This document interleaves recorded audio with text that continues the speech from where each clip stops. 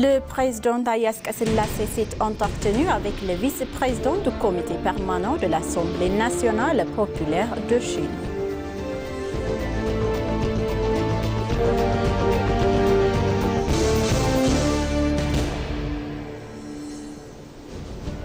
Notre question pour rituaire est plus qu'un simple souhait, c'est une garantie pour la paix régionale, a déclaré l'ambassadeur Redouane Hussein.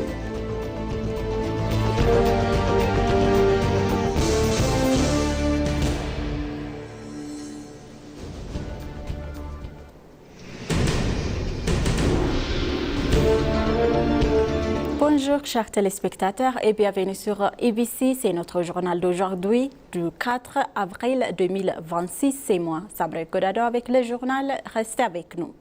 Le président de la République fédérale éthiopienne, Ayas Selassie, a reçu et s'est entretenu avec Wia Wihao, vice-président du comité permanent de l'Assemblée nationale populaire de Chine et sa délégation à son bureau. Au cours de cette rencontre, ils ont examiné en détail un large éventail de questions bilatérales et régionales. Ils ont notamment discuté des moyens de renforcer davantage les échanges commerciaux et les investissements entre l'Éthiopie et la Chine. Selon les informations communiquées par la présidence, cette réunion visait à hisser les partenariats stratégiques bilatéraux à un niveau supérieur.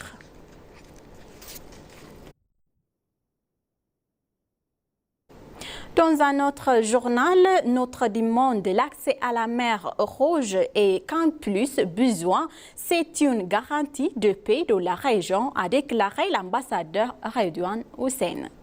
La situation actuelle démontre que la demande de l'accès à la mer Rouge formulée par l'Éthiopie a des implications majeures pour la sécurité régionale, bien qu'un simple besoin, a déclaré l'ambassadeur Redouane Hussein, directeur général du Service national de renseignement et de sécurité. Lors de la deuxième conférence nationale sur la sécurité, l'ambassadeur a souligné l'importance de la coopération entre tous les pays de la région pour un accès mutuellement avantageux à la mer Rouge. Il a expliqué qu'il est indispensable de poursuivre le travail diplomatique entrepris à cette fin.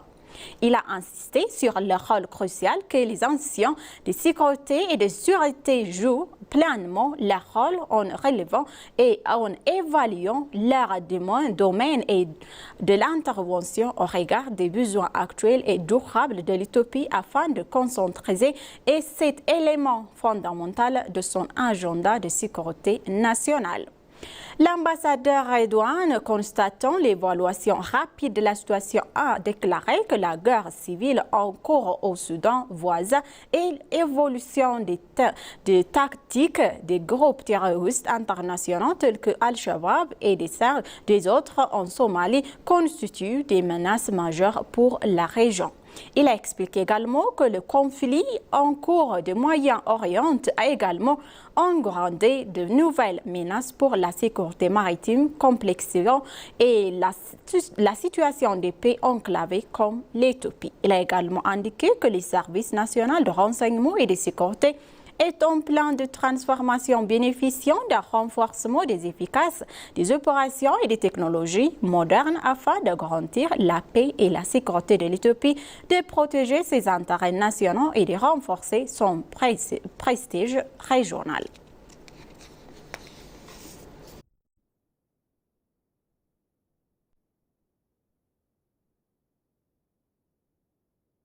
L'Éthiopie assume la direction du Conseil de paix et de sécurité de l'Union africaine.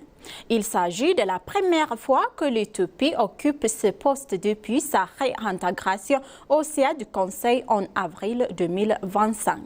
L'Éthiopie prendra officiellement en charge la direction des travaux du Conseil à partir du 7 avril 2026. Cette prise de fonction sera marquée par une cérémonie de levée du drapeau qui servira également à l'accueil officiellement les nouveaux membres élus. Au cours de son mandat, l'Éthiopie pilotera des discussions sur l'âge éventuel des questions essentielles liées à la paix et à la sécurité sur le continent africain. Les débats porteront aussi bien sur des situations spécifiques à certains pays que sur les enjeux thématiques en vigueur continentale.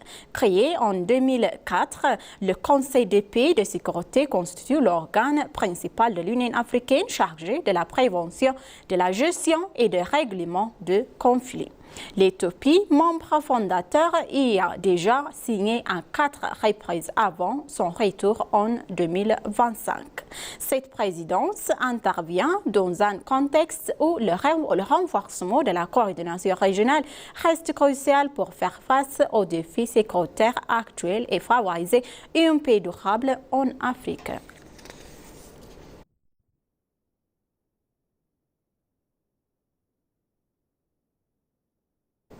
L'Éthiopie, autre de plus d'1 million de réfugiés, voit son engagement humanitaire salué à l'échelle internationale. La politique de l'accueil des réfugiés adoptée de longue date par l'Éthiopie suscite une reconnaissance croissante sur la scène internationale selon le service des réfugiés et des répatriés. Sa direction générale, Taiba Hassan, a récemment indiqué à l'ENA que cette approche contribue à renforcer l'image d'un pays comme un des principaux acteurs humanitaires en matière d'accueil de réfugiés. Avec plus d'1 million de réfugiés de demandeurs également d'asile sur son territoire, l'Éthiopie figure parmi les plus grands pays d'accueil en Afrique, croissant 2e carrière Ouganda et 7e à l'échelle mondiale. Selon Taiba Hassan, cette position s'explique par l'engagement constant du pays envers la Convention 1951 relative au statut de réfugié qui oriente sa politique et de protection des personnes faillant sur les conflits et les préoccupations. Par ailleurs, l'Éthiopie s'emploie à créer un environnement permanent et permettant aux réfugiés de vivre, de travailler, de contribuer activement à la vie sociale aux côtés des populations locales. Dans un autre journal, les administrateurs de la ville Addis Ababa et de Chaggar collaborent pour garantir une paix durable. Lydia Garma, responsable du bureau de la paix et de la sécurité de l'administration de la ville Addis Ababa, a insisté sur la nécessité de surveiller et de prévenir activement toute velléité de violence à la centre et de entités cherchant à assouvir leurs ambitions politiques. Un forum de sensibilisation et de partage d'expériences organisé conjointement par les administrations Addis Ababa et de Chaggar sur le thème « Notre unité nationale pour notre unité et notre paix » est actuellement en cours. Lors de ce forum, Lydia Garma a déclaré que la coopération entre les institutions de sécurité de deux villes avait grandement contribué par le passé et instauré la paix. Elle a par ailleurs exhorté les autorités aviées et à la tenue pacifique de 7e élection générale et de la conférence consultative nationale et à garantir une paix durable par la coopération et la prévention. Même Lydia a déclaré que ce forum, en plus de la coopération entre les deux institutions de sécurité, renforcera les liens entre les peuples, entre les villes de la ville Addis Ababa et de Chaggar et garantira la paix de population.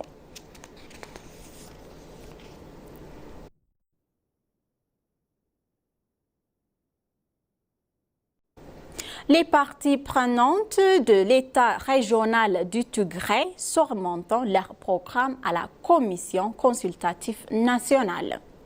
La réunion de consultation des parties prenantes de l'État régional du Tigré et à la réunion de participants à la conférence consultative et consultative nationale se sont tenues pendant 3 jours à la ville Addis Ababa. Hier, il a eu le lieu de la première cérémonie de remise de programme par les parties prenantes. Plus de 700 participants ont assisté à la réunion de consultation. Les commissions consultatives nationales éthiopiennes ont reçu le programme complet. Les programmes présentés jusqu'à présent sont ceux qui seront présentés à la conférence consultative nationale.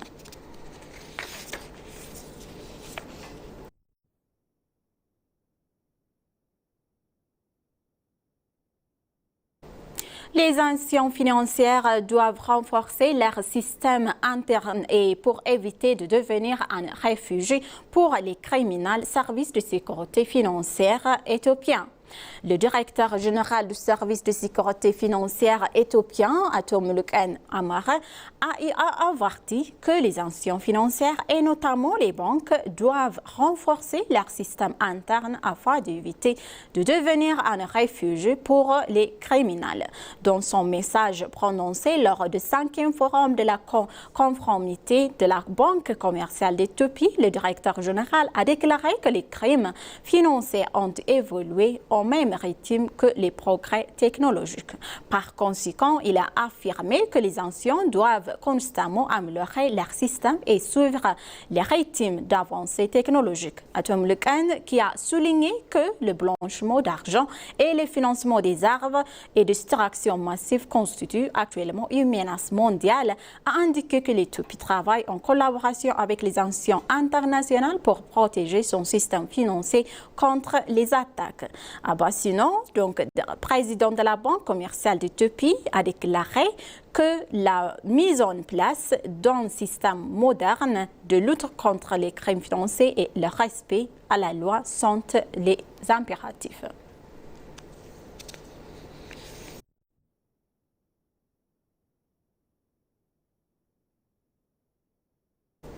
La loi sur la procédure pénale est prévue qui remplace la loi sur procédure pénale et vigueur depuis plus de 60 ans, a été approuvée par la Chambre des représentants du peuple le 24 mars 2018 en éthiopien calendrier. Au cours des dernières années, des réformes d'importantes réformes juridiques et institutionnelles ont été menées afin de garantir la constitutionnalité, d'étendre la protection des droits et d'assurer de l'état de droit. Le Code de procédure pénale est l'une des lois clés issues de ce processus. Le Code de procédure pénale 1954 étant en vigueur depuis plusieurs décennies, il était nécessaire de préserver et réviser afin d'adapter à l'évolution de la Constitution et de la politique de justice pénale de la République démocratique populaire démocratique et également ainsi qu'au niveau pratique et au développement technologique international. Une nouvelle loi donc a été élaborée ces dernières années, approuvée après de larges consultations. Cette loi introduit de nouvelles pratiques et moderne le système d'enquête, de poursuite et de preuve en matière pénale.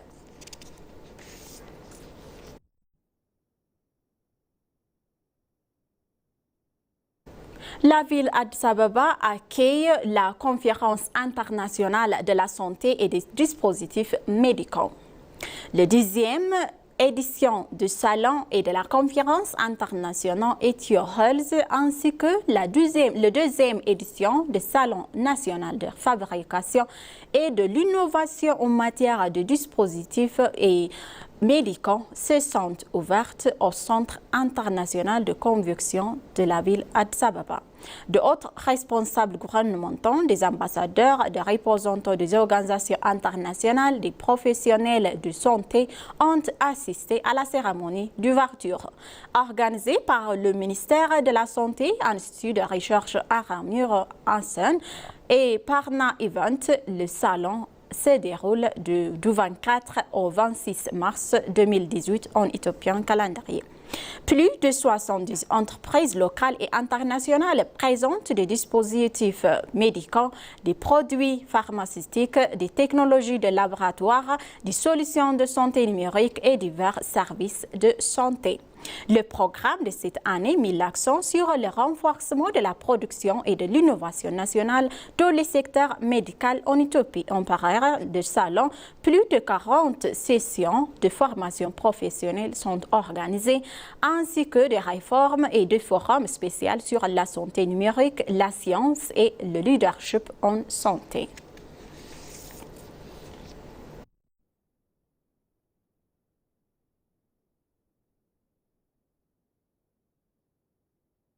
Chers téléspectateurs, maintenant je vous rappelle les titres principaux. Le président Taye Asselassie s'est entretenu avec le vice-président du comité permanent de l'Assemblée nationale populaire de Chine.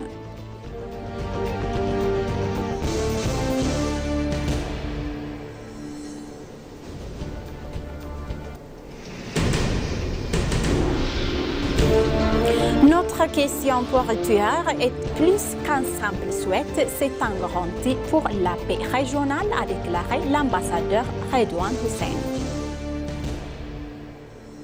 Merci, chers téléspectateurs, d'avoir resté avec nous jusqu'à la fin de notre journal d'aujourd'hui. Je vous souhaite donc une bonne journée.